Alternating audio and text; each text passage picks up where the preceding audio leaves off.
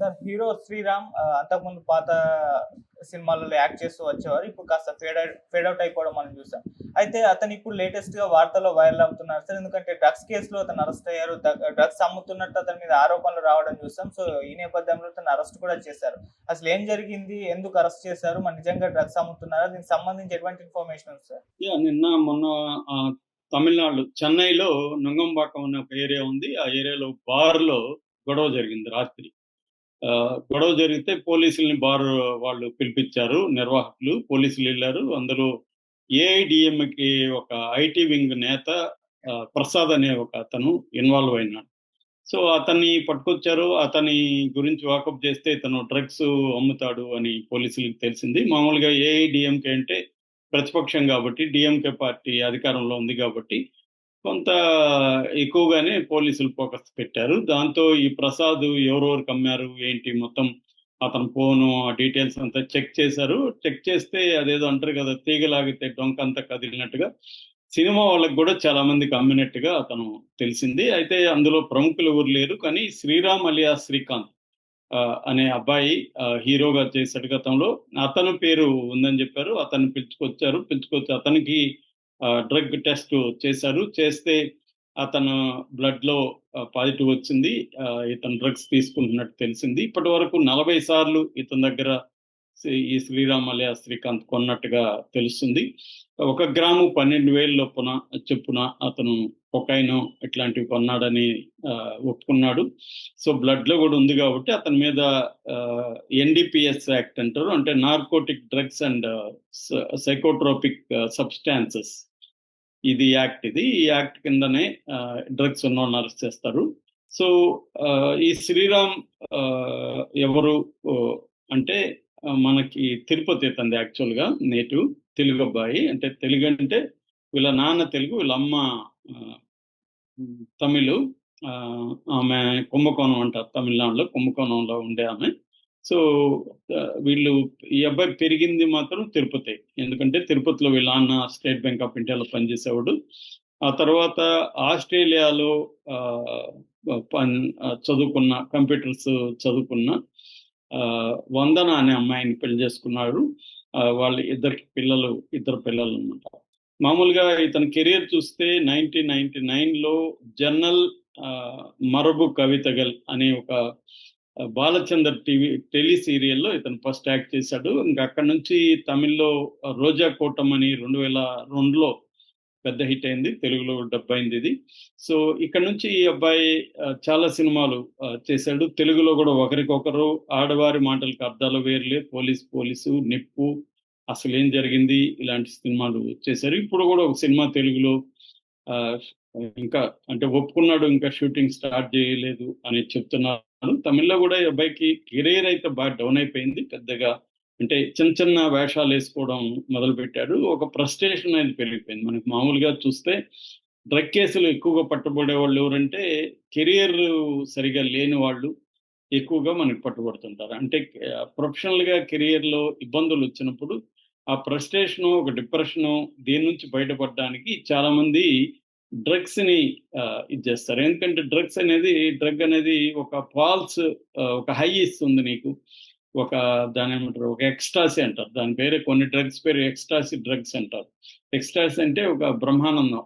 ఒక గొప్ప ఆనందాన్ని అది ఉన్నంత సేపు మనకి వస్తది. అక్కడి నుంచి అది ఎక్కువగా డ్రగ్స్ అన్నీ గూడా అడిక్షన్ ఫార్మేషన్ అవుతుందన్నమాట. అడిక్ట్ అయ్యే లక్షణాలు వాటికుంటాయి ఆ డ్రగ్స్‌కి. సో, అందుకని ఒకసారి అలవాటైనాక దాని నుంచి బయటికి రావడం కష్టం. వాళ్ళకి సైకలాజికల్ ట్రీట్‌మెంట్ ఇవ్వాల్సుంటది. ఫ్యామిలీ అంతా సపోర్ట్ జేయాల్సుంటది. ఇది లాంగ్ ప్రాసెస్ అన్నమాట. సో, ఈ హెల్ప్ దొరకనప్పుడు ఏమవుతుందంటే వాళ్ళకి దాని నుంచి బయటికి రాలేరు. రెండోది కెరియర్ అప్స్ అండ్ డౌన్స్ వచ్చినప్పుడు ఈ ప్రాబ్లమ్స్. ఇది జనరల్‌గా ఎక్కువ మంది చేసేది. కొంతమంది ఏందంటే పని పాటు లేకుండా డబ్బులు ఉంటది. వీళ్ళకి పెద్ద సర్కిల్ ఉంటది. మేనేజ్ చేసుకోవచ్చు. పోలీసుల దగ్గర నుంచి, రాజకీయాల దగ్గర నుంచి సర్కిల్ ఉంటది కాబట్టి దీన్ని ఒక ఫ్యాషనబుల్‌గా తయారై సరదాగా పార్టీలు చేసుకోవడం, నైట్ పార్టీలు. ఆ పార్టీలో ఎవరో ఇస్తారు. ఈ మందు కంటే కూడా ఇది బాగా కిక్కిస్తదని. సరే సరదాగా ట్రై చేద్దామని క్యూరియాసిటీతో ట్రై చేసి అది మెల్లమెల్లగా అడిక్షన్‌లోకి వెళ్ళిపోవడం.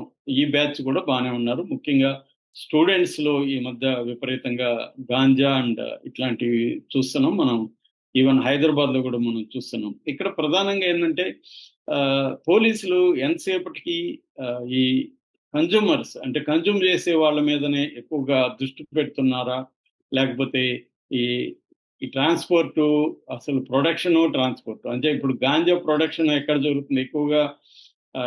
ఫారెస్ట్ ఏరియాలో జరుగుతుంది. ప్రొడక్షన్ ని మనకి శ్రీకాకుళం ఆ ఏరియాలో ఎక్కువగా, అక్కడ వైజాగ్ శ్రీకాకుళం ఏరియాలో రైతులు ముఖ్యంగా ట్రైబల్స్, ఎందుకంటే వాళ్ళకి ముందే వీళ్ళు గాంజా వ్యాపారస్తులే వాళ్ళకి మొత్తం ఇస్తారు, గింజలు అవన్నీ వాళ్ళు పెట్టుబడి కూడా ఇస్తారు. దాంట్లో బాగా డబ్బులు కూడా ఎక్కువ వస్తాయి కాబట్టి మిగతా పంటల కంటే ఇది పండిస్తే డబ్బులు ఎక్కువ వస్తాయని దాన్ని పండిస్తున్నారు. సో ఇది చాలా దాని ఏమంటే కాంప్లెక్స్ ఇష్యూ. అంటే ఈ రైతులకి వేరే ఆల్టర్నేటివ్ చూపించాల్సి ఉంది. అట్లాగే ప్రొడక్షన్ ని, డిస్ట్రిబ్యూషన్ ని ఆపాలి. అవి ఆపకుండా కన్జ్యూమర్స్ మీద మాత్రమే ఎక్కువగా దృష్టి పెట్టడం వల్ల పెద్ద ఫలితం కనబడట్లేదు. ఇక్కడ కూడా ఇప్పుడు చెన్నైలో నైజీరియా నుంచి జీరిక్ అనేవాడు దొరికాడు ఈ దీంట్లో. తర్వాత ఘనా నుంచి జాన్ అనేవాడు దొరికాడు. ఎక్కువగా ఆఫ్రికన్ కంట్రీస్ లో, ముఖ్యంగా నైజీరియా, ఈ ఘనా ఇలాంటి దేశాల నుంచి స్మగ్లింగ్ జరుగుతుంది మనకి. ఇదేంటంటే ఎక్కడ అహ్మదాబాద్ నుంచి కోస్టల్ లైన్ అంతా కూడా స్మగ్లింగ్ వస్తుంది, సముద్ర మార్గం గుండా ఎక్కువగా వస్తుంది. పైగా ఈ మధ్యకాలంలో పోర్టులన్నీ కూడా ప్రైవేటీకరణ అయిపోయినాయి. దాదాపు 16 పోర్టుల వరకు అదానీ చేతిలోనే ఉన్నాయి, అందులో 13 మేజర్ పోర్టులు. సో ఈ పోర్టులు ప్రైవేటైజేషన్ ఉండడం వల్ల ఏమవుతుందంటే ఇది ఇంకా ఈజీ అవుతుంది స్మగ్లింగ్ అనేది. సో అందుకనే మనకి అన్ని రకాల స్మగ్లింగ్ ఈ మధ్య కాలంలో బాగా పెరిగాయి. మనం కాకినాడలో బియ్యం కూడా చూస్తాము. సో దీన్ని అరికట్టాల్సి ఉంది. అయితే ఇప్పుడు ఈ అబ్బాయిని అరెస్ట్ చేసి ఇతన్ని శిక్షిస్తారా, లేకపోతే ఇతన్ని రిహాబిలిటేషన్ లో పెడతారా? ఎందుకంటే మామూలుగా ఇండియాలో చట్ట ప్రకారం అయితే క్వాంటిటీని బట్టి శిక్షలు ఉంటుంది అన్నమాట. నీ దగ్గర ఎన్ని గ్రాములు ఉంది అంటే కొకాయిన్ కానీ లేకపోతే ఎండిఎం కానీ రకరకాల డ్రగ్గులకి రకరకాల క్వాంటిటీలు ఫిక్స్ చేసి శిక్షా కాలం కావచ్చు, లేకపోతే ఏ రకమైన శిక్షలు అనేవి ఉంటాయన్నమాట. ఈ అబ్బాయికి ఓన్లీ కన్జంప్షనే మాత్రం ఉంటే వాళ్ళని జనరల్ గా విక్టిమ్స్ గా పరిగణిస్తారు. విక్టిమ్స్ గా పరిగణించి వాళ్ళకి కౌన్సిలింగ్ ఇచ్చి రిహాబిలిటేషన్ సెంటర్ కి పంపించి డి అడిక్షన్ ప్రోగ్రామ్ లో వాళ్ళని పెడతారనమాట. వాళ్ళకి హెల్ప్ కావాలి అనేది, వాళ్ళ నేరస్తులుగా చూడకూడదు, వాళ్ళని విక్టిమ్స్ గా చూడాలి అనేది.